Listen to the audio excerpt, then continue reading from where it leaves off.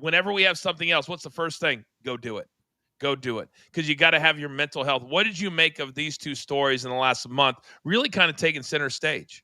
Yeah, Coach, I don't talk too often about this, but Coach, when I left the WWE at its peak to go to WCW, Coach, I moved my entire family there. My kids were still in grade school and high school. I moved the entire family from Connecticut to Atlanta. I'm literally there, Coach, for 3 months, and then politics kicks in. And the next thing I know, after 3 months, I am sitting at home. Coach, I am telling you, man, I went into the deepest, darkest depression, and I literally did not leave my basement. Because all I could think about and all I felt guilty about and horrible about was what I did to my family. To uproot my 3 children for the wrestling business, knowing something like this could happen for years and years and years, I beat myself up over that. And it is not healthy. And we know, Coach, we know with a lot of wrestlers today, Coach, we know it. It's WWE or bust. And in Cora Jade's, in her situation, Coach, once they make it to the WWE and then they're let go by the WWE, Coach, they could be 22, 23 years old, and in their mind, they've already reached their pinnacle. Mm-hmm. No, you haven't. You have not. You've got your entire life, and if you have confidence in yourself, and if you know how good you really are, you got to take the point of view that it's their loss and not your loss. And sometimes, like she's doing, like McAfee's doing, Coach, you need to take a couple of months, get away from it, clear your head. And during that time, man, there's going to be a lot of healing, and you're going to really realize and understand there's a lot more opportunity in the business and in a career than just the WWE. Some of my favorite stories, period, in the wrestling world is stories of those who got out. The other day I talked to Kane, who's now in politics in Tennessee. You've got guys like my boy Todd Grisham, who was in for a long time, and he's the voice of DAZN. He does all the big boxing fights. And I think sometimes we focus on guys that stay in the wrestling business for so long because they believe, where else am I going to go? What else am I going to do? And then they stay in this mental headspace for so long. And as I think back, and you and I have discussed this from time to time, and we look at the things that we said yes to, and we go, man, if I say no, I'm going to get crushed. My career is over. And where do I go from there? What do I do?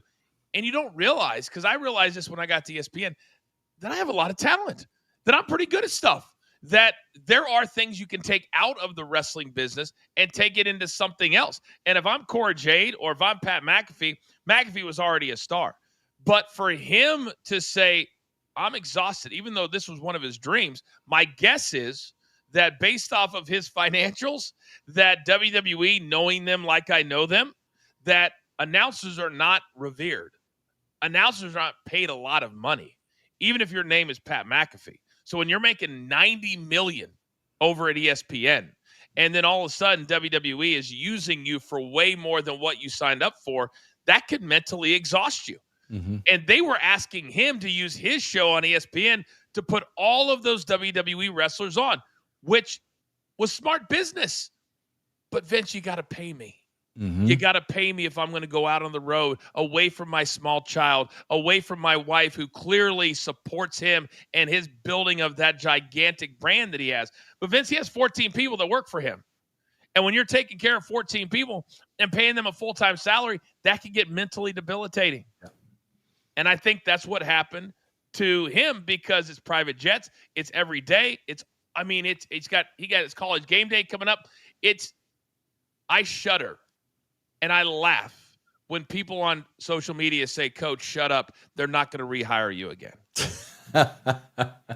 Coach, I have to tell you, man, I keep in contact through DMs on X with, current talent at the WWE. And Coach, after conversing with them, I sit back and I'm just witnessing and seeing broken people.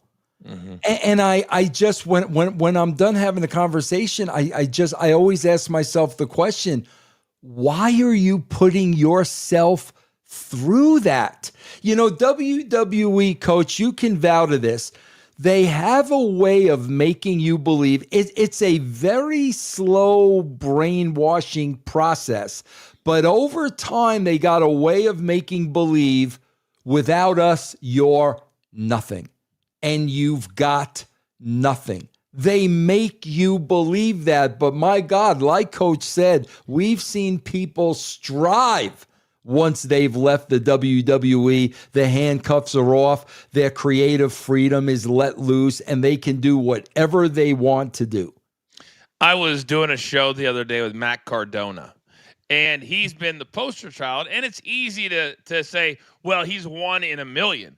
But you can follow his game plan for what happened to him when he got fired as Zack Ryder. He could have gone over in the corner, sat in the fetal position, and been done. And he said himself, instead of doing that, let me use the WWE just like they used me. Now, with all that being said, most of them are making a nice living. By the way, all the numbers from 20 years ago, one of those websites posted them, and they had my salary from 20 years ago. And somebody texted me, I go, whoa, Coach, you were underpaid. I said, why do you think I left? Why do you think I left? But it really is a situation where I try to take the good memories out and leave the bad memories. But every time I talk to my mom, who has not in very good health, she'll be 80 next April. And there was one Christmas where I was in Salina, Kansas, 3 hours from the closest airport. And I get a call from Kevin Dunn. Hey, Coach, we got to have you come back tomorrow. I said, tomorrow's Christmas Day. Yeah. Didn't even faze him. Yeah. And I was like, but I'm in Salina, Kansas. Oh, no, we'll make it up to you. I said, how are you going to do that? Well, we'll send you for 3 days wherever you want to go in the United States, because you don't have to go to Monday Night Raw because you're filming something with Vince at the headquarters. So I said, so a 3-day trip to Orlando or Miami is going to make up for missing Christmas Day with my parents. And but I did it, Vince. Yep. I did it. Yep. And it's so easy to say, stand up for yourself. Well, when you're 28 or 29 and you're making six figures, not super high, but six figures, you are brainwashed into believing, where are you going to go? What are you going to do? And that's a horrible mental place to be in. Coach, I have to tell you, man, I cannot tell you when my boys were younger, I cannot tell you how many Saturdays I would be sitting in a movie theater with my boys and I would get that dreaded call. And, Coach, here's what I used to deal with.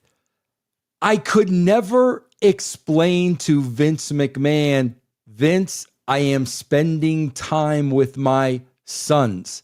It is father time now. And I could never get into that conversation with him, Coach, simply because I knew he couldn't comprehend that. No. Well, how do you have a conversation with Vince McMahon about the importance of family?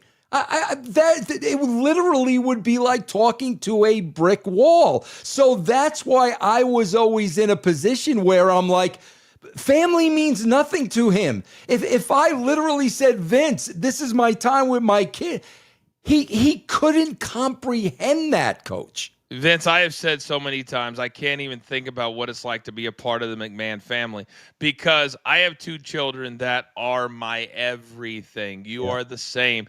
And if I am worth, it doesn't even have to be $6 billion. Hell, it could be $6 million. And I sell my company because I don't want my children to get it on my way out the door. What kind of relationship must you have in order to do that? Yeah.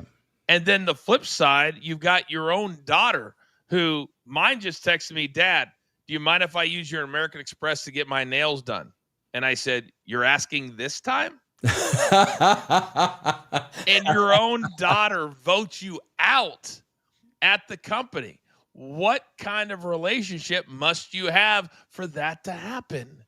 Coach, it's sad to me. I don't think people understand what it costs to get nails done. Lighten people up. Lighten people up how much pedicure. I cut promos. Every time I see that pedicure on my American Express, I go absolutely ballistic. Well, for you, it's about nanny time. For me, it's about my daughter actually wanting to spend time with me at 17 years of age. There you go. I'll say, depending on the dips, the dips, $50 to $80 is what it is.